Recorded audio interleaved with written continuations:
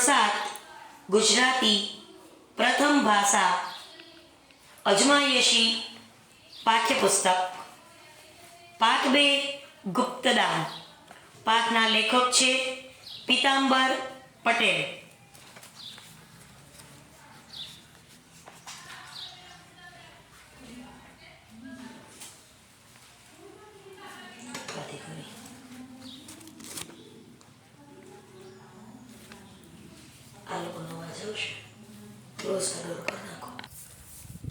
ધોરણ 7 ગુજરાતી પાઠ 2 ગુપ્તદાન, જેના લેખક છે પીતાંબર પટેલ. આ પાઠનું આપણે આરો અવરો સાથે વાંચન કરીશું. તો એ માટે તમે તમારું પાઠ્યપુસ્તક ખોલો. જ્યાં વાંચન થતું જાય ત્યાં આંગળીનું ટેરવું ફેરવતા જાઓ. સૌ પ્રથમ પરિચય વાંચીશું. પીતાંબર પટેલનો જન્મ મહેસાણા જિલ્લાના શેવાલી ગામે ઈસવીસન 1918માં થયો હતો. તેઓ વાર્તાકાર અને નવલકથાકાર તરીકે જાણીતા છે. ગ્રામજીવનના પ્રશ્નોને તેમણે પોતાની કૃતિઓમાં સરસ રીતે ગૂંથી લીધા છે. રસિયો જીવ, ખેતરને ખોળે ભાગ 1 અને 2 તેમની જાણીતી રચનાઓ છે. તેમનું અવસાન ઈસવીસન 1977માં થયું હતું. દાન કરવું સારું છે, પણ એ ગુપ્ત રાખવું એથી સારું છે. આ વાર્તામાં ભીખા શેઠ ખૂબ કંજુસાઈ કરીને ભેગા કરેલા પૈસાનું ગુપ્તદાનમાં કરે છે. ગામડાના દિન દુખિયા માટે એમણે કરેલું ગુપ્તદાન એમ શીખવી જાય છે કે પૈસાનો સંગ્રહ પોતાને માટે નહીં પણ બીજાને માટે હોવો જોઈએ. આમ પ્રેરક વાર્તામાં ગુપ્તદાનનો મહિમા વણી લેવાયો છે. અંતરિયાળ ગામડામાં કાર્ય કરતા એક ડૉક્ટરનો ભીખા શેઠ વિશેનો અભિપ્રાય વાર્તાને અંતે જે રીતે બદલાય છે તે બહુ જ રોચક અને પ્રેરણાદાયી છે.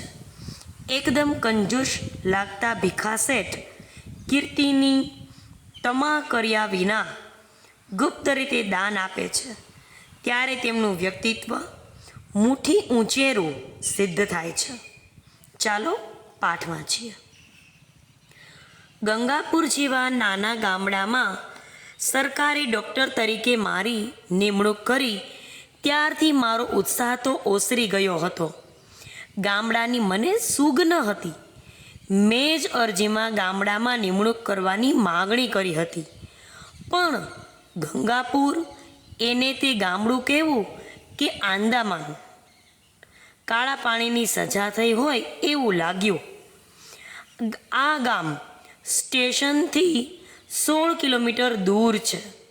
સ્ટેશનથી અહીં આવવા માટે ન મળે મોટર બસ કે ન મળે ગાડું. નદી નાળાવાળો રસ્તો છે, એટલે ઘોડા પર સામાન મૂકીને આવ જા કરવી પડે. ઉનાળામાં નદીમાં પાણી ઓસરી જાય ત્યારે ગાડું ચાલી શકે. જિંદગીમાં કદી ઘોડા પર બેઠેલો નહીં. 16 કિલોમીટર કાપતા તો મારો દમ નીકળી ગયો. વાહન વ્યવહારની તકલીફ છે તેવી જ ટપાલની તકલીફ છે. અઠવાડિયામાં 3 દિવસ આવે. ગામમાં પગ મૂકતા જ મને થઈ ગયું કે હું દુનિયાથી દૂર ફેંકાઈ ગયો છું. જ્યાં સુધી ટપાલમાં આવેલું છાપું ન વાંચીએ ત્યાં સુધી ખબર શું પડે કે બહાર શું ચાલી રહ્યું છે. છતાં મેં ગમાડ્યું. મેં મનને મનાવી લીધું. હું ઓછો હવા ખાવા નીકળ્યો છું તે ગામડાની શોભાને યાદ કરતો નિસાસા નાખું. હું તો અહીં દર્દીઓની સેવા કરવા આવ્યો છું. આજ સુધી ગામડું જેનાથી વંચિત હતું એવું દવાખાનું ચલાવવા આવ્યો છું. મારે મિશનરી પેઠે માત્ર સેવાનો જ ખ્યાલ કરવો જોઈએ. ને અહીં છેવાડે એક ખૂણાના ગામમાં નિમાયો છું. એમાંય ઈશ્વરનો સંકેત હશે. આવા ગામમાં ટપાલ રોજ આવતી નથી તો દવા ક્યાંથી આવતી હોય? આ લોકોને દવા માટે કેટલે બધે દૂર જવું પડે છે. ચોમાસામાં નદીમાં પાણી આવતું હોય તો તે લોકો ક્યાં જાય? સેવા જ કરવી હોય તેને માટે તો આથી વધારે સારું સ્થળ ક્યાં જડે? જેને વધુમાં વધુ સેવાની જરૂર છે એવા લોકો વચ્ચે ઈશ્વરે મને મૂકી દીધો છે. ગામમાં ક્યાં રહેવું તે પણ પ્રશ્ન હતો. સરકારે દવાખાનાનું મકાન જુદું બંધાવ્યું ન હતું. ગામના ચોરાની એક ઓરડીમાં હમણાં તેની શરૂઆત કરવાની હતી એટલે મારે રહેવાનો પ્રશ્ન ઊભો થયો. ગામમાં ભીખા શેઠનું ઘર જરા ઠીક કહી શકાય તેવું હતું. એમને વિનંતી કરી એટલે એમણે પોતાનો મેળો ખાલી કરી આપ્યો.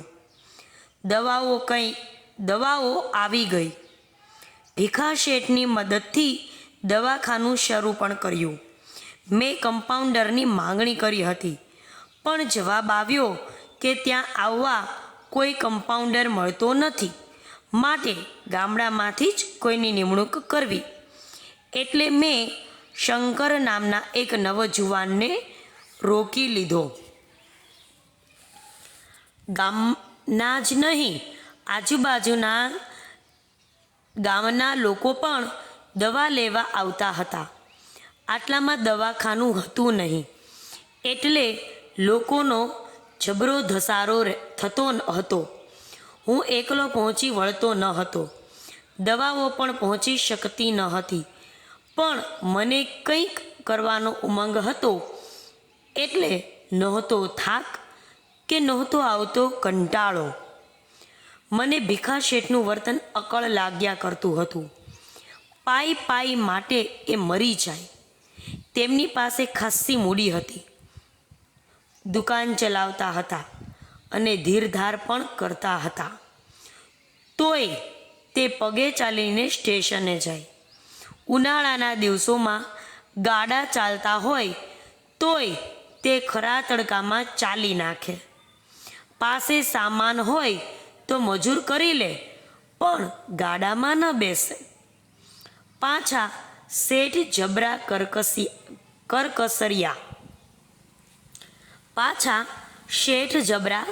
કરકસરિયા. ખરું જોતા તો તેમને કંજૂસ જ કહેવા જોઈએ કોઈએ. ગામમાં કદાચ એ જ પૈસાદાર હશે, છતાં મેં તેમના શરીરે કદી સારું લુગડું જોયું નથી. થીગડવાળું ધોતિયું હોય અને એવો જ ઝભ્ભો હોય. જોડા પણ જૂના ખેંચીએ રાખતા હતા. મને થયું કે આવા કંજૂસના ઘરમાં ક્યાંથી રહેવા આવ્યો? ખૂબી તો જો, ઘરમાં ખાનારા માત્ર 3 જીવ હતા: શેઠ, શેઠાણી અને એકનો એક નાનો દીકરો. પણ શેઠાણીને એ સુખે ખાવા દેતા હશે કે કેમ એ શંકા છે. જે પૈસાને જ પરમેશ્વર ગણે એને બીજું શું દેખાય? તેમના બાપને એક ખોટના દીકરા હતા એટલે ભીખો નામ પાડ્યું હતું. તેમને પોતાને પણ નાથો ખોટનો દીકરો હતો. પાછળથી ઘણુંય ભર્યું હતું પણ શેઠનો હાથ બંધાઈ ગયો હતો. જેમ જેમ હું આજુબાજુના ગામોથી પરિચિત થતો ગયો તેમ તેમ સમજાતું ગયું કે આ ગામ બીજા ગામોના પ્રમાણમાં ઠીક હતું. તેમાંય ભીખા શેઠનું નામ તો ચોમેર પંકાયેલું હતું. લોકો પણ એમને માન આપતા હતા. આ જોઈ મને મનમાં ખેદ થતો હતો. એ લોકો પૈસાને જ નમન કરે છે, સત્તા આગળ જ સીધા રહે છે. તેમનો સેવક થઈને જાય તેનો તો ધક્કે ચડાવે એવા છે. ખરું જોતા તો મારે ભીખા શેઠ માટે રોષ કરવાનું કોઈ કારણ ન હતું. તેમણે મારું કંઈ બગાડ્યું ન હતું. ઉલટું તે તો ડૉક્ટર સાહેબ કહીને અડધા થઈ જતા હતા. તેમણે મને રહેવા મેડો પણ ખાલી કરી આપ્યો હતો. છતાં મને શેઠને માટે અંદરથી નફરત થતી હતી. ભીખા શેઠ પોતે આટલું કષ્ટ વેઠે છે, એ બીજાને શું મદદ કરવાના હતા? એટલે તો હું તેમની આગળ કદી વાત પણ મૂકતો નહીં. બાકી મને તો ઘણી વાર થતું કે ગામ લોકો થોડીક મદદ કરે તો વધુ દવાઓ લાવી શકાય, ગામના બીજા કામ કરી શકાય. પણ ગામનો શેઠ ગણો, આગેવાન ગણો, જે ગણો તે, આવો બોદો હોય ત્યાં શું થઈ શકે? કદાચ ભીખા શેઠ વિશેની મારી નફરત વધતી જ જાત, તેમને છેક છેલ્લી પાયરીએ મૂકી દેત. પણ એક બનાવ એવો બન્યો કે ભીખા શેઠ વિશેની મારી માન્યતા જ બદલાઈ ગઈ. એટલું જ નહીં, પણ હું મારી જાતને ઠપકો આપવા લાગ્યો. તે માણસ ઓળખવામાં કેવી થાપ ખાધી? એવું બન્યું કે ગામમાં મેલેરિયાનો પવન વાયો. આમે દર વર્ષે આ બાજુ મેલેરિયાનું પ્રમાણ વધારે રહે છે. નદી નાળામાં પાણી ભરાઈ રહે, એમાંથી મચ્છર થતા અને આજુબાજુના ગામડાઓ સુધી મેલેરિયા ફેલાતો. દવાખાનું સરકારી ખર્ચે ચાલતું હતું, એટલે જે પ્રમાણમાં દવાઓ મળતી હતી તે આવા સમયમાં દર્દીઓ માટે ઘણી થોડી હતી. એટલે મેં ગામના આગેવાનો આગળ વાત મૂકી ને ગામ લોકોને મદદ કરે તો બધાને છૂટથી દવા આપી શકાય, ઇન્જેક્શન પણ મંગાવી શકાય અને આજુબાજુના ગામડામાં પણ રાહત આપી શકાય. પણ લોકો તો એકબીજાની સામે જોઈ વિખરાઈ ગયા. ભીખા શેઠ પણ કંઈ ન બોલ્યા. ત્યારે મને થઈ ગયેલું કે આવા આગેવાનોને જ દવા ન આપવી જોઈએ. લોકો ભલા માટે પાયે ખર્ચે છે, આવાને તો લૂંટી લેવા જોઈએ. હું મનમાં આવો પુણ્ય પ્રકોપ ઠાલવતો હતો ત્યાં ભીખા શેઠ મારી પાસે આવ્યા. મને તે વખતે એવો તો રોષ ચડ્યો હતો કે તેમને સંભળાવી દઉં, પણ ગમ ખાઈ ગયો. તે આવીને બેઠા. હું કાંઈ બોલ્યો નહીં. એટલે તે બોલ્યા, ડૉક્ટર સાહેબ, એક કામે આવ્યો છું. મને થયું કે કંઈક સ્વાર્થની વાત લઈને આવ્યા હશે. બોલો ને. તમે આજે બપોરે મદદ બાબતમાં વાત કરી હતી ને હું ફૂલ નહીં તો ફૂલની પાંખડી આપવા આવ્યો છું, અને મારા હાથમાં 100 રૂપિયાની નોટો મૂકી દીધી. પણ આમાં એક શરત છે. મેં તેમની સામે જોયું. તમારે કોઈને કહેવું નહીં કે મેં તમને આ મદદ કરી છે. કેમ? એમાં શો વાંધો છે? તો બીજા પણ આપવા ખેંચાય ને. મને એ પસંદ નથી, એટલા માટે તો બધા વચ્ચે હું કંઈ બોલ્યો ન હતો. એ લોકો જો ફાળો કરતા હશે તો હું તેમાં પણ તેમના જેટલી રકમ ભરીશ. મને નવાઈ લાગી. હું જેને કંજૂસ કંજૂસ કહીને નિંદતો હતો તે ભીખા શેઠ કોઈ ન જાણે તેમ ગુપ્તદાન કરતા હતા.